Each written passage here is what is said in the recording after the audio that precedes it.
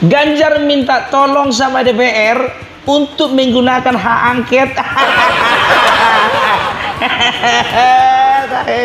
Mate kijo mekel.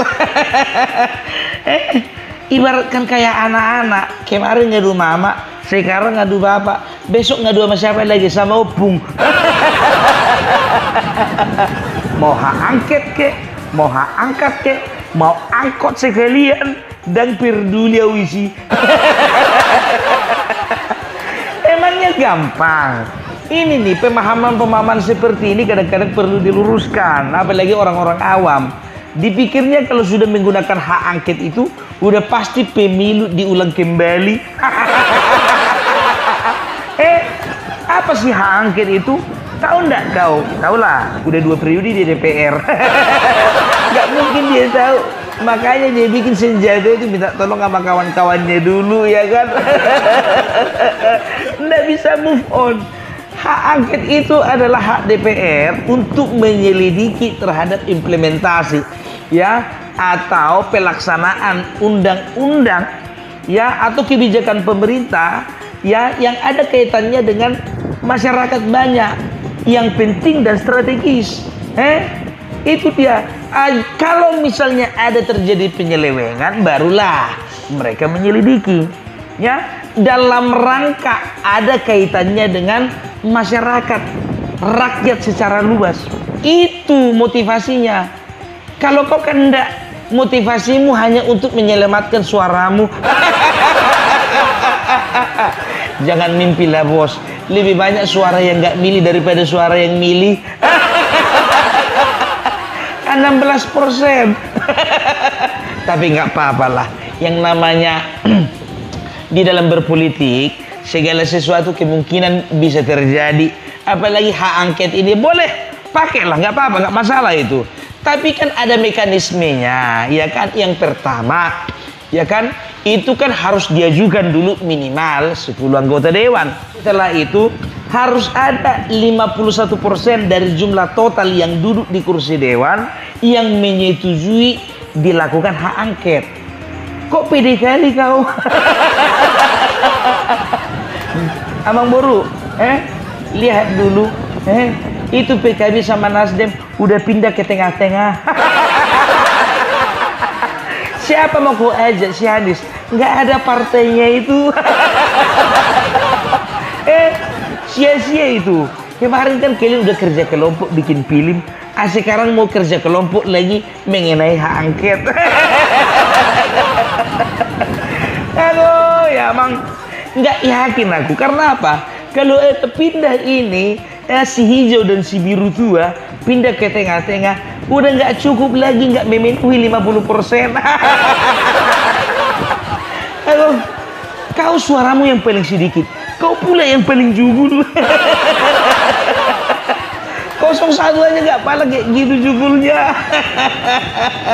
Tapi itulah, kadang-kadang yang paling kecil ini yang paling jugul. Di rumah pun kayak gitu kan, yang paling bungsu yang paling banyak tingkahnya.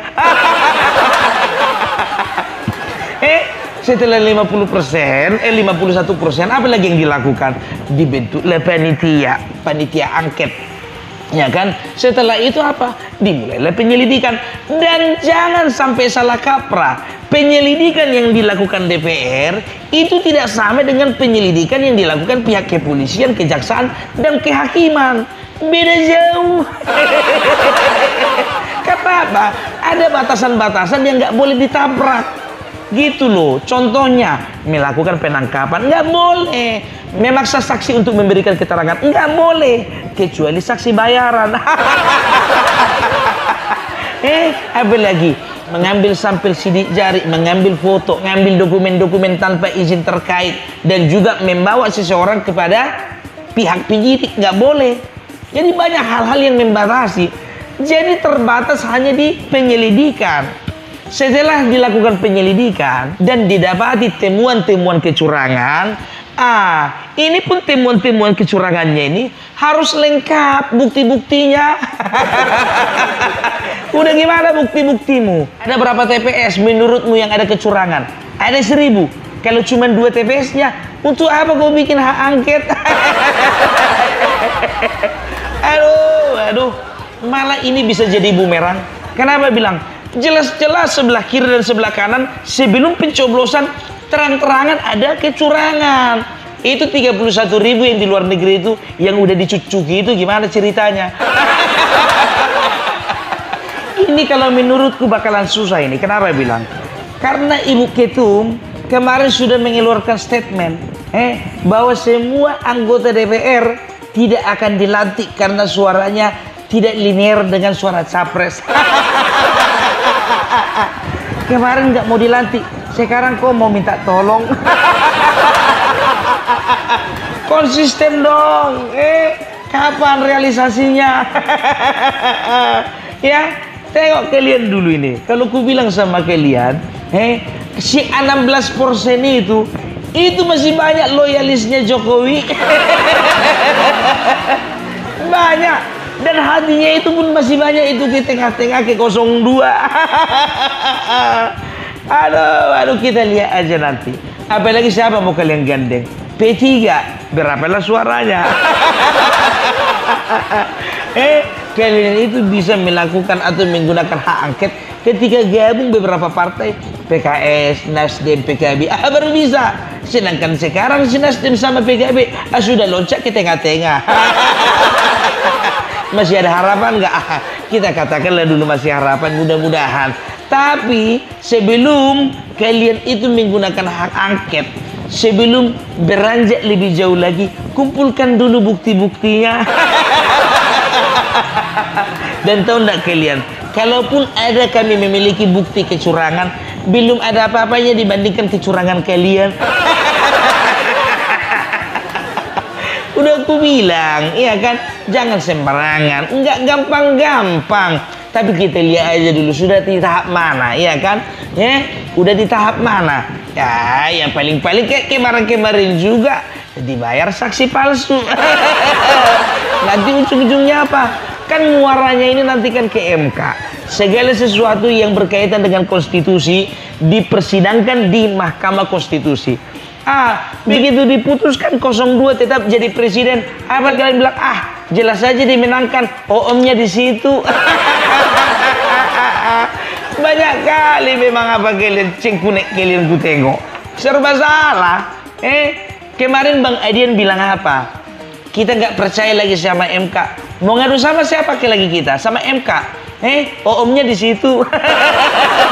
Kan ujung-ujungnya kalau sudah dilakukan penyelidikan, ada bukti-buktinya, dibawa lagi ke persidangan.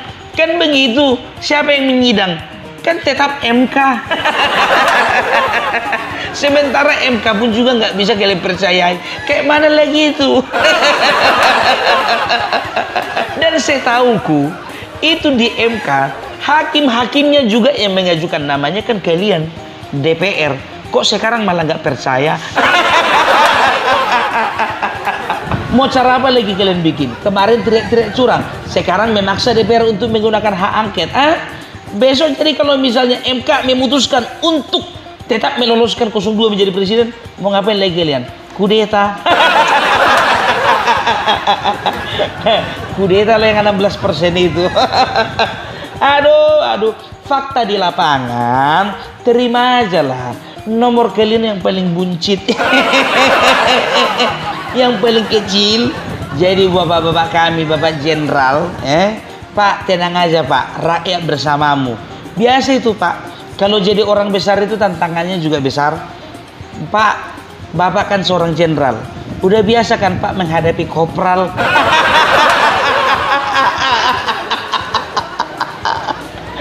Beda kelas. Suaranya beda jauh.